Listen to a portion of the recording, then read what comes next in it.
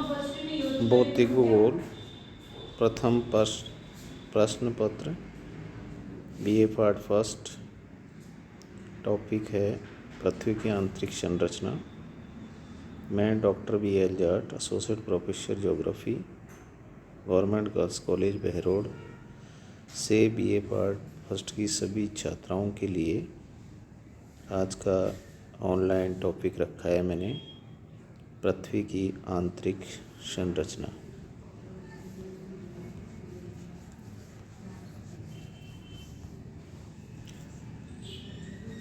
पृथ्वी की आंतरिक संरचना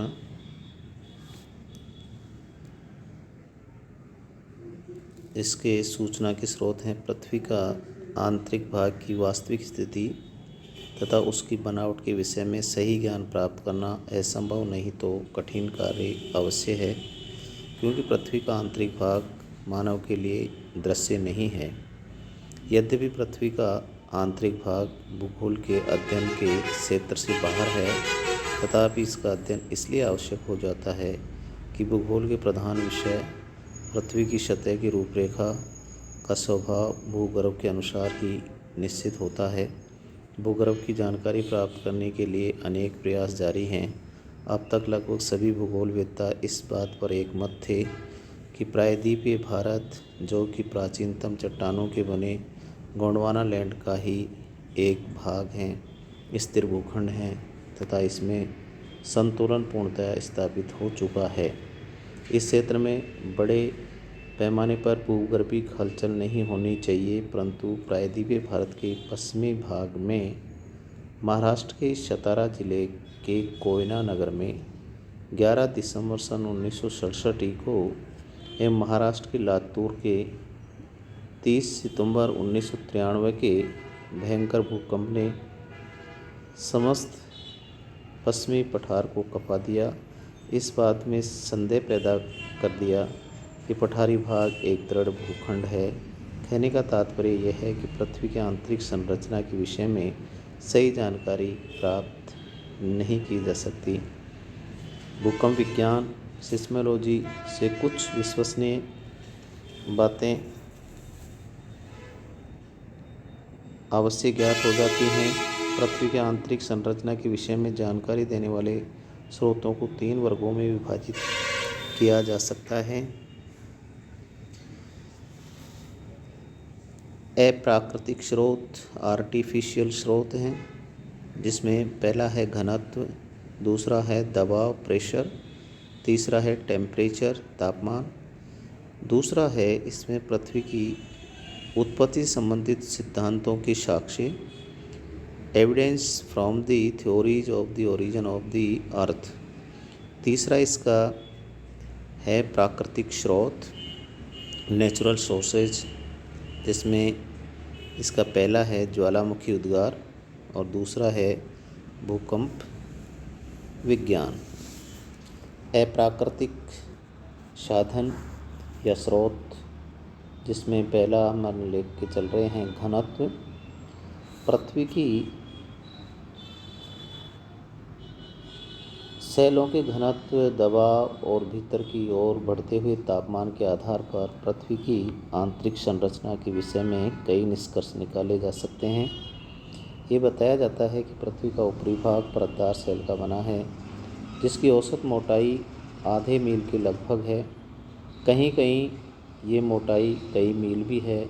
इस परतदार सतह के नीचे पृथ्वी के चारों ओर रवेदार अथवा स्फटिकीय सेल की एक दूसरी परत है। इस चट्टानी परत का घनत्व कहीं पर 3 है तो कहीं पर 3.5 है, परंतु समस्त पृथ्वी का औसत घनत्व 5.5 के लगभग है। इस आधार पर यह निष्कर्ष निकलता है कि पृथ्वी के अंतरतम कोर का औसत घनत्व 5.5 से अधिक होगा। साधारण तौर पर यह घनत्व 11 माना जाता है, जो जल से 7 या 8 गुना भारी है।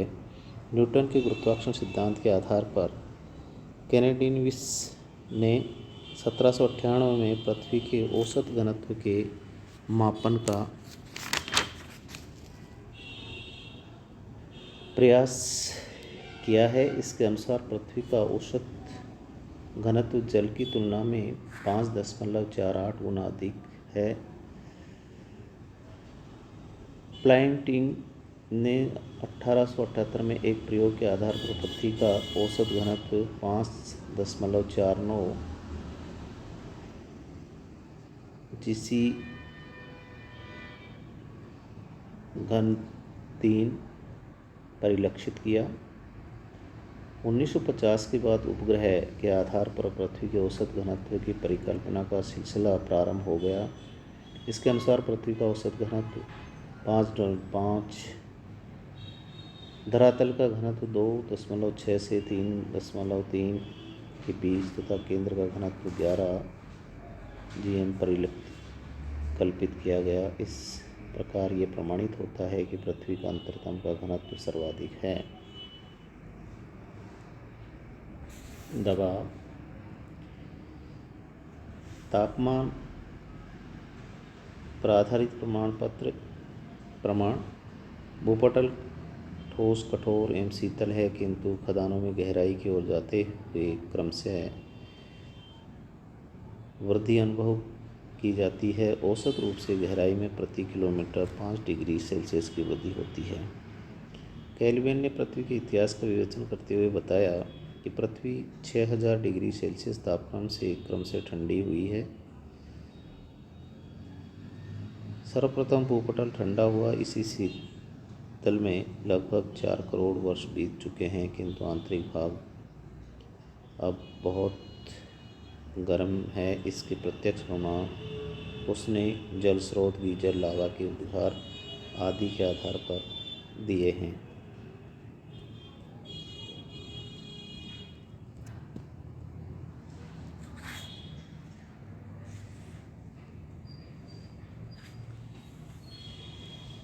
महासागरीय क्रस्ट में उमड़ते मैग्मा के उच्च तापमान के शीतल से तापमान प्रभावित होता है। महासागरों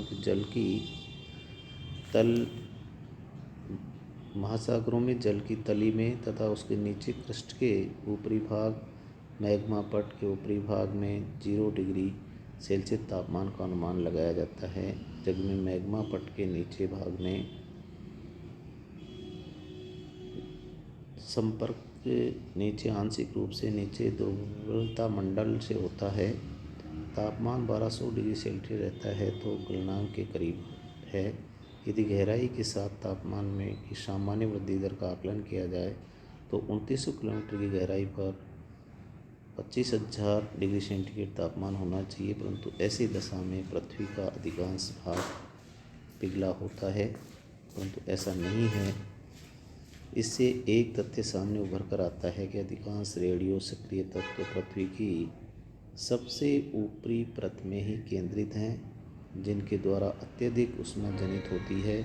इससे प्रकट होता है कि तापमान में गहराई के साथ वृद्धि की दर घटती जाती है।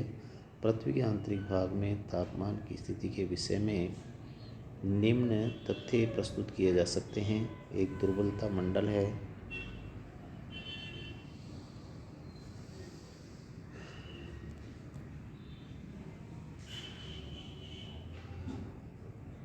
इस प्रकार उच्च तापमान के कारण भूगर्भ में 10 सालों की कल्पना की गई है, जिसका प्रमाण हमें ज्वालामुखी क्रिया के दौरान निष्कासित लावा से मिलता है। इस दृष्टि से भूगर्भ का तरल होना सिद्ध होता है, किंतु इसके विपक्ष में वैज्ञानिकों का कथन है कि गहराई पर दबाव की वृद्धि भी होती है, जिससे सालों का द्रव्यांक बढ़ जाता है। सेलें अमिट नहीं, किंतु कुछ विद्वानों ने भूगर्भ को वायवीय भी बताया है, किंतु ये विचार तर्कसंगत नहीं जान पड़ता है। वैज्ञानिकों ने मध्य में होते हुए भी ठोस माना है। जहाँ तक ज्वालामुखी क्रिया अथवा लावा का प्रश्न है, वैज्ञानिकों का विचार है कि चारों ओर से अत्यधिक दबाव पड़ने के कारण पृथ्वी का आंतरिक भाग ठोस है। भूगर्भ व्यवस्था के कारण जब वो पृष्ठ में दरारें पड़ जाती हैं तथा दबाव मुक्त होने पर सेलें ठोस रूप प्राप्त कर लेती हैं तथा लावा के रूप में भूपटल पर बाहर आती हैं। भूगर्भ को तरल मानने में कई आपत्तियां हैं। यदि भूगर्भ तरल है एवं भूपटल की परतें ठोस परत हैं तो वह पटल क्रम से ठंडा हो जाना चाहिए। ज्वालामुखी क्रिया में बहुत कमी आनी चाहिए। यदि भूगर्भ ज्वारभाटा का प्रभाव है उस गहराई तक पड़ना चाहिए। इतनी गहराई पर वो स्थायी नहीं रह सकता। 20वीं शताब्दी में रेडियो एक्टिव पदार्थों के विषय में जानकारी होने पर ताप की दशाओं के संबंध में नए तथ्यों का उद्भव हुआ कि रेडियो एक्टिव पदार्थों के विखंडन से ऊष्मा की प्राप्ति होती है। ये पदार्थ भूपटल में अधिक मात्रा में हैं, भूगर्भ में कम पाए जाते हैं, इसलिए भूपटल के नीचे अध्यस्थ स्तर में अधिक ताप के कारण परतदार होती हैं, किंतु अध्ययन स्तर के नीचे अधोस्तर स्तर के नीचे रेडियोएक्टिव पदार्थों की कमी के कारण भूपटल के रूप में स्थित रहता है।